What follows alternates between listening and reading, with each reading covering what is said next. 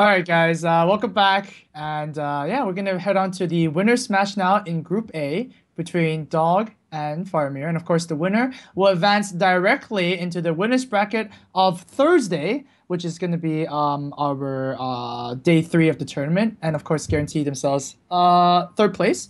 The loser is also not out of the tournament because it is the winner's bracket. It's just dropped onto the second match there, going to play against the winner of Ekop and Forsen. And that match will also decide the second person who is also going to advance.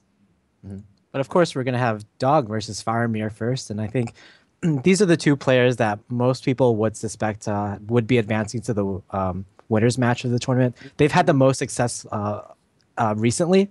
So it kind of makes sense that they're here right now. Yeah, sure. I mean, Dog played pretty well in the first game, and Faramir played also pretty well. I think I'm actually more impressed by Faramir's recent performances. Just he's been doing so well.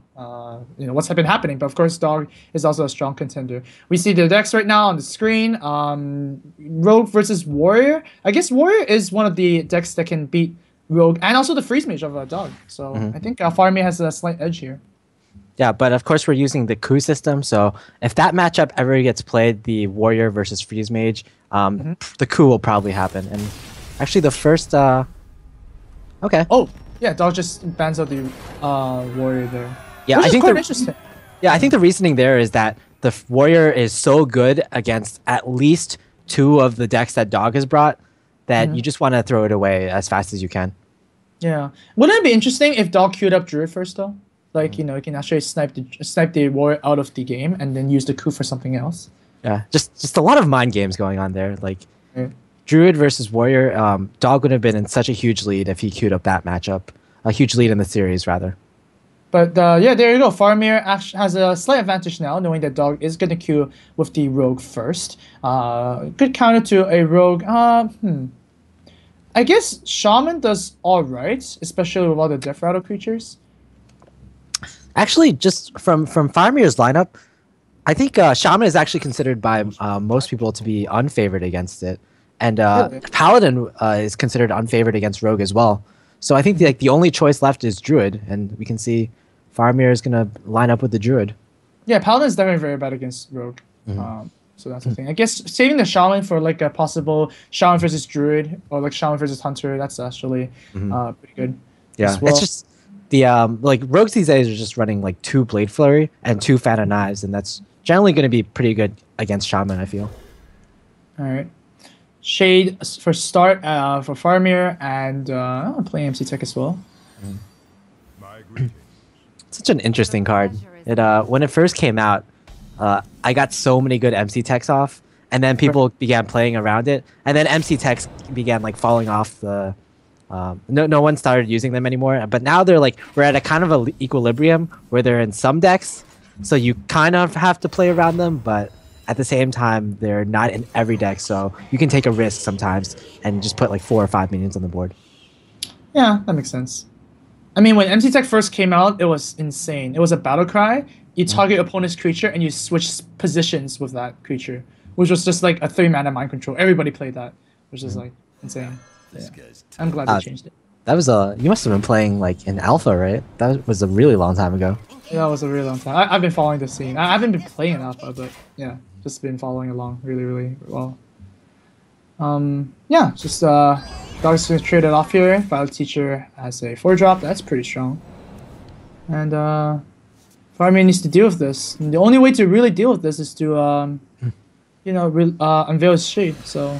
Well, the other option is to not deal with it, and then wait for next turn where you have like either a 5/5 shade or just like a swipe. Sure. Deadly Poison, pretty good. See what comes out. Obviously, you want to see what comes out first. Oh, that's that's the Murloc from the old Murkai deck game, right? Yeah. Lost. Yeah. Faramir got. Was it Faramir that got the old Murkai? Or no, it was Dog that got the old Murkai. Yeah, it was Dog. Yeah, from the Sneeds. So unfortunately, not the same player, but. Turn 5 here. Yeah, a 4/4 is actually pretty good right now. Keeping the Yeah. swipe is also really good because, you know, all the 1/1s are never going to be buffed. Rogues do not play any buffing cards. Okay, that challenges the board fairly well. You're only... Okay, so he's going to trade into the Vibe Teacher. Mm-hmm. I was going to say you're only too afraid of Blade Flurry by just hiding the shade. But Rogues Right. can get such big Blade Flurries. He already has a 3 damage weapon, so just something like the Poison plus a Blade Flurry would just blow Faramir out of the game completely. Right. Well, I mean, I think Faramir just traded there because he saw that Dog just played a naked SI. So there's not going to be SI to like snipe this off, which is pretty good. I like that. Yeah, Dog is going to have to pretty much be forced to burn and eviscerate if he wants to clear this shade. Yeah, but And his it- follow-up is really good. It's an oil as well, if he wants to use that. Bloop. Bloop. Yeah, the oil goes bloop. Oh, man. Very nice swipe for Faramir right now. Oh, Yeah. wow. Don't even... I think you... Wait, Oh, he's actually going to... Oh. you can silence the 4/4, right? Yeah, that looks pretty good. Yeah, I kind of want to keep the swipe. Nice. And this is usually this is the only target in the rogue deck that you can silence. So might as well, right? Get full value out of the keeper while you still can. Well, you also establish a 2/4, and with Druids, you always want to board, right? Drake is gonna get you know, swiped here, I believe. I guess playing the Drake here is also pretty good, right? Because Dog didn't see a swipe like the turns before, so I might be thinking there's no swipe. And now Okay. Ancient of Lore is gonna come down. Wow, everybody's just not gonna go the easy way out. They're just gonna go for like the long-term plan. Yeah. Very nice. Usually, like the Azure Drake and Rogue kind of has taunt written on it, just because like there's so many spells that the Rogue can put out. But just Well- an Ancient of Lore on 7 is never too bad. This is just so much damage. Just oh my god, Dog also has the Lothab. Oh wow, Oh, prep that's so oil sick. and then play low. Oh wow, this is a million damage incoming. Just like burst out of nowhere, right? I mean, Dog started with just a Drake and a dagger, and now look at that. It's freaking 13 damage with a 6 attack dagger and a Lothab. Oh, Innervate, not the best draw right now. Pay 5 to get 2. I don't think anybody's gonna take that deal. He can't even clear the board right now. Well, you can with Keeper, but your face is Oh open. yeah, exactly. Yeah, you, Like he can't clear and taunt is what I mean. Yeah. Oh man. Well, with the Belcher, you die to Sap, and with the Nothing, you die to everything. Right? If you just clear the board, you die to everything. So that weapon is has 6 damage on it right now. 6 damage, yeah. So Sap does it, Flurry does it. Oh, there it Oh, is. no, Flurry does it? No. Flurry is one off. One off. Yeah, Flurry is one off. But Flurry is like, I mean, Flurry is still pretty good. Yeah, it's pretty easy. Oh man, and of course the Zombie Child also heals Dog for 5 health. Not even gonna die to the super insane combo. And wow, Dog's super early aggressiveness is gonna take him the game. Well, actually, Right? no. Oh, can you can survive. swipe? You can Yeah. swipe, charge, or taunt, And innervate a hero and punch. and innervate the hero power. Oh wait, no. Oh, yeah. He's gonna just taunt instead. Okay, that might be... Well, it gets punished by Sap. It gets punished by eviscerate or. Eviscerate doesn't get punished, right? It's only 1 card. Oh! Oh, well, that just punished them. Oh, just what the doctor ordered. Oh, wait. Doctor couldn't even draw the eviscerate. He just used it in the midair. That's a pretty good slam dunk, in my opinion. Pretty good top deck. Like in top deck wars, I think like in the entire game, Sprint is the best top deck in the game. Well, Dog is pretty happy. You see him a little bit of smile there. Let's go back to Sad- serious mode. Yeah, not a salty dog right now. Uh, He's not a 7/4 pirate. no. I think Salty Dog is another person, but yeah, might have got confused. I see. Okay. Okay, so Faramir has to pick on one of the you think the harder matchups against Rogue. I actually think like Shaman isn't that bad. It does get punished by a lot of like Blade Flurry stuff, but then with the Death Rattle Shaman, I think it's pretty different.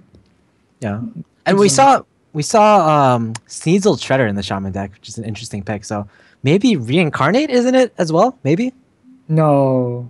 No. No. Oh. I don't think so. I think Reincarnate is one of those cards where, if you play it, it's like a big reward, but it's even a bigger risk, right? Because you need board presence as well. That's why a lot of hunters aren't playing Feint Death, right? Because Feint Death is just strictly better than Reincarnate in some sense, right? Yep. Fair enough. Wow, double Skittles is what you want to see. Just Yeah. sticky minions against Rogue. They can't He really even keeps the Defender of Argus because he has the double Skittles. Oh, sweet. Oh, well, the Deadly Poison Flurry. It's pretty dangerous, especially against this card that Faramir just drew. The Feral Spirits, yeah. Yeah, such a good draw from Dog. He has the Deadly Poison and the Blade Flurry, so he can like kind of deal with all of the everything that Shaman can put out in the first few turns, basically. Nope, instant Skittles. Doesn't even need to look at his next card.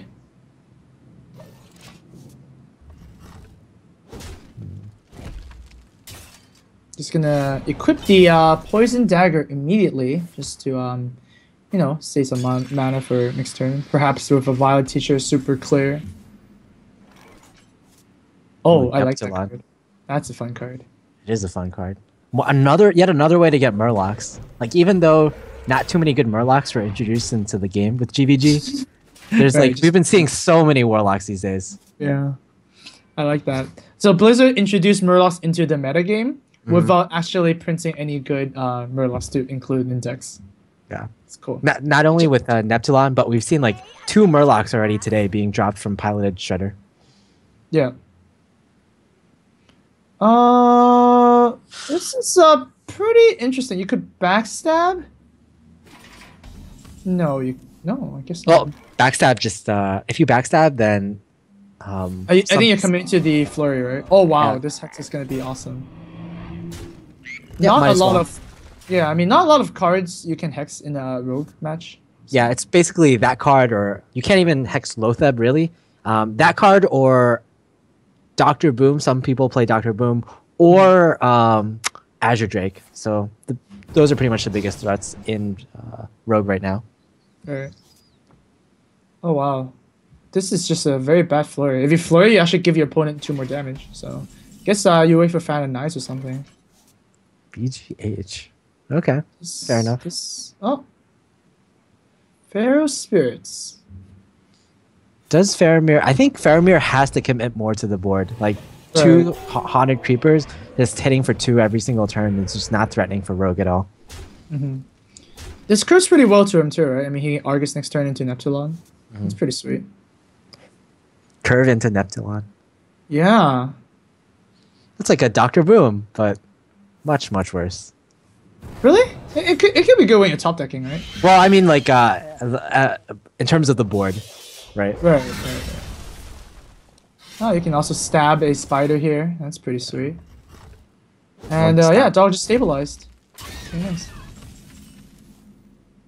The funny thing is, like, after all of that board development from the Shaman, he's only 2 HP ahead of the Rogue. Oh, man. The Rogue has just been, like, poking him and shivving him the entire game. Just poking and shivving, okay. Yeah. That's a good draw. Yeah. Sprint's always welcome. Especially if you have a preparation. And now Faramir's doing the some face gestures there. The uneasy face gestures. Oh, Sap is also going to come down here. Oh, wow.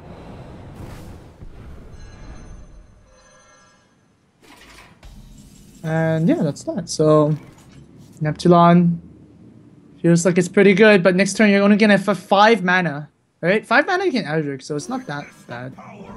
Alright, so every time I hit Neptulon, I want to see charge Murlocs. No. None of those. And he also is going to burn a card next turn. It's kind of unfortunate. He does have buff Murlocs, but unfortunately, like, buff Murlocs aren't really what you want against Rogue, because if they have the second Blade Flurry, then you're just dead. Sap is just gonna kill the Neptulon. It's just gonna go poof, and it's dead. Oh, you're really on point with these sounds. Oh, ouch. Really on point with the sounds today. Oh man. Poof. Proof and instead. Feral Spirits. Oh wow, that sucks. Feral Spirits is very important, especially when rogues just use their flurry, right? Yeah, because Dog has seen two Feral Spirits and the oh wow. It just doesn't stop, man. The misfortunes. Yeah, but because Dog has seen like two Feral Spirits and a Defender of Argus being used already, he probably there's probably not very many taunts left in the Shaman's deck. So when he's going for lethal and following turns, he might have that to consider as well. Oh boy, this Van Cleef is pretty big. Oh, Hex just in time though. Yeah, that's pretty good. Not an Earth Shock, but I think Faramir will take it. Oh, playing a 2/3 instead just for more board presence. I guess you could have played the 3/2 and the Billy, but it's just too weak. Oh wow. This is a lot of damage coming in. Yeah, fortunately, Faramir has the Azure Drake Lightning Storm, and he can hope to get some good RNG there. But that's true. I would say this is a lot of damage. Wow, Dog is just going in. Oh man, clearing everything, eviscerating the face. Faramir's down to 4 health, and look at that dagger. That's 4, so he can't even use Adric and Lightning Storm to. I guess you could. You could get a taunt totem, right? That's really the only choice you have. So you have to go lucky and lucky. So the first lucky is. No. Let's try that. Don't even get the second one. Oh man. All right. I think that game just clearly showed the power of Rogue.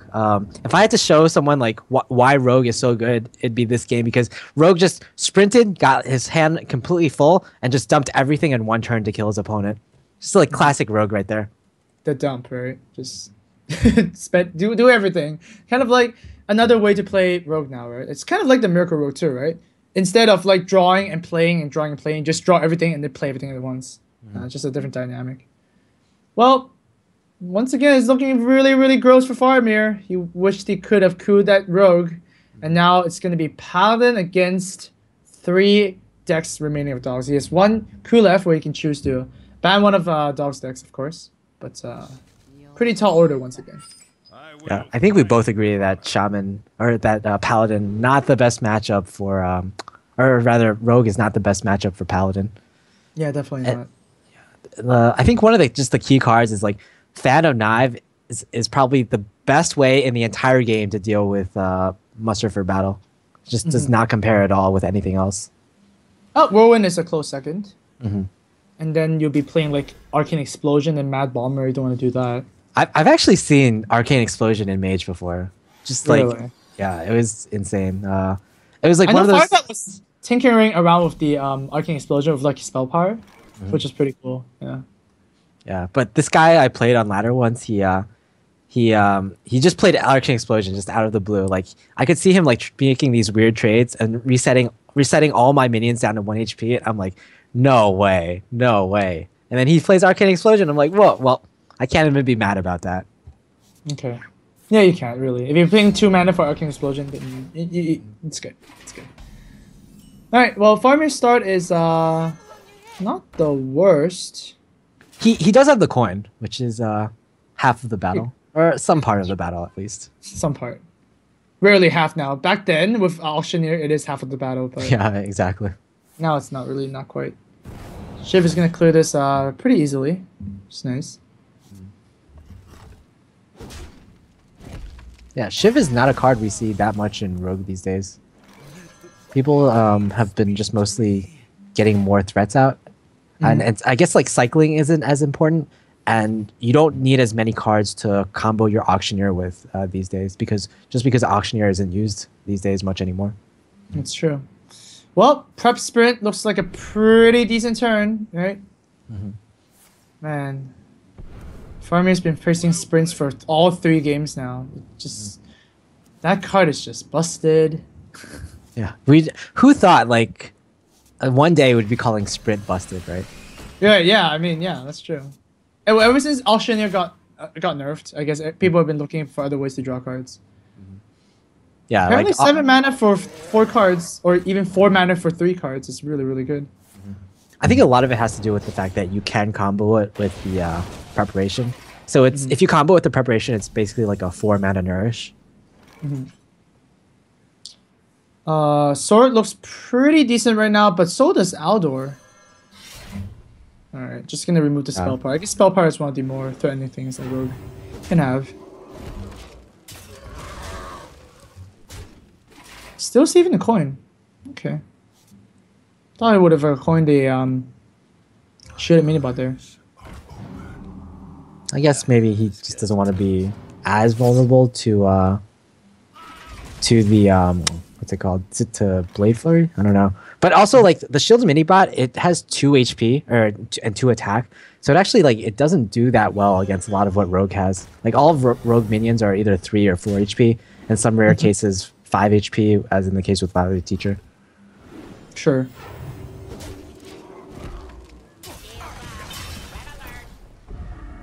Dog on this well, Dog is just holding on double Blade Flurries, but nothing to buff his dagger just yet. So I guess he's just looking to like clear the board until he gets that, and just once again burst his opponent all the way from one turn, and they have no answer. For example, really this hand is like actually really awkward. He has all 4 of his board clears, but like because the Acolyte is on the board, it just makes any board clear that he can do really awkward. Oh, Blade Flurry can clear the board all right. With the 2 damage. Yeah, you do want to clear the Aldor there. Because it just pushes a little bit more damage. Yeah, exactly that. All right, Double muster. Now does Faramir look at Dog's Dog's play right there? He's like, oh, 1 Blade Flurry has been used. There's no way he can have his 2nd Blade Flurry, right? Right. You know what? I think Faramir is thinking, oh, I've been put in this position before, right? You know, Dog has nothing with just an Adder Drake, and then he can burst me a lot. So, yeah. Oh, he goes with rear play instead. Yeah, just drops a lot of 3/3s. Yeah, this plays around, like Tyrion would be playing into Sap, whereas this would be playing into the 2nd Blade Flurry. And I think he's thinking that there's more likely that he has a Sap rather than the 2nd Blade Flurry. But don't think anybody expects a double fan. Yeah, double fan. Yeah. Like, double fan is even a full board clear because you can play the you can either play Thalmos or a dagger. Yeah, he doesn't play the dagger. Interestingly enough. That's like the most. I mean, doesn't play fans Thalmos ever. Yeah. Stab it out, and yeah, just Fat of Knives, man. The power of Fat of Knives. I think the real MVP of this game is actually the prep sprint. It just got him every answer to every threat that Faramir has. Like, just sap right now. Even though he has the first sap, he can just keep sapping this Tyrion for days. So Faramir's spending 8 mana to do nothing. Fun. Oh my god! Sap is just so stupid. So yeah, just like a 6 mana tempo swing in the favor of Rogue now. Yeah. No, I think that's it. Wow. That's showing how Rogue is just insane right now. Like, absolutely insane. Yeah, if Ekop were playing this match, he would definitely have banned it. And maybe Faramir, he might regret not banning this Rogue right now, or rather cooing this Rogue. Well, Equality is gonna make Faramir stay in the game for a little bit longer, hopefully. But not for long, as we see Deadly Poison with a Blade Flurry. We also had oils that were never drawn yet. And, oh man, another sap is just gonna seal the deal out. Tyrion is not even gonna stay on the board for long. Yeah, Lotheb kind of shuts the game out a bit too. Even though there's no spells in Faramir's hand, if he draws into something of quality, he still probably wouldn't be able to use it that effectively. No way there's a 2nd sap, right? They're rogues, man. They always have a 2nd sap. When they press sprint, they have everything. Yep. Oh, sap of this. Rip. Wow, Rogue. Ban Rogue, guys. You see what happens when you don't ban Rogue? That's Amaz's official advice. Oh, Faramir looks so devastated right now that he got swept by a Rogue. Yeah, I mean, I would be pretty devastated when I get swept by Rogue too. It's just so disgusting. Yeah, you're actually one of the players most in the beginning of Hearthstone. You were most known for banning Rogue at every single opportunity. Oh yeah, I mean, well, I guess I had a more incentive to because I'm playing priest, right? And that's just bad. Yeah, fair enough. This is really bad. And people didn't figure out Druid yet by then, right? I mean, they weren't running double combo; they were just running single combo. I have to say that I attribute Faramir's loss apart because he decided to bring both Shaman and Paladin to this tournament. Whereas I honestly feel that Shaman is pretty heavily unfavored against Rogue. So if he brings two decks unfavored against Rogue, and he brings one deck that's good against Rogue, or really good against Rogue, which is Warrior. If he ever gets that Warrior coup, then he's going to be in a lot of trouble. Yeah, that's true. Maybe if players played their starting decks differently, maybe if Faramir didn't queue the Warrior, perhaps start, that might have been better because Faramir did end up not using the coup at all. And that's not how that's not the best strategy if when you're queuing up decks, if you leave that behind. So yeah, Dog, congratulations to him. He is done for today. He's gonna advance to the winners bracket of a Thursday, which is day 3 of the Pinnacle 3, and guarantee himself at least 3rd place in this tournament. And now the next match after our break. Oh, actually, wait. What card won the game? I forgot about that. Eviscerate, I think it was, right? It was either an Eviscerate or the poison. I forgot about that. Okay, we're gonna check for an Eviscerate, guys. I guess that will be the card-winning game. And of course, when we come back, guys, Ekop versus Forsen, life or death battle for them to stay in the tournament. We'll be right back in 3.5 minutes, so don't go anywhere.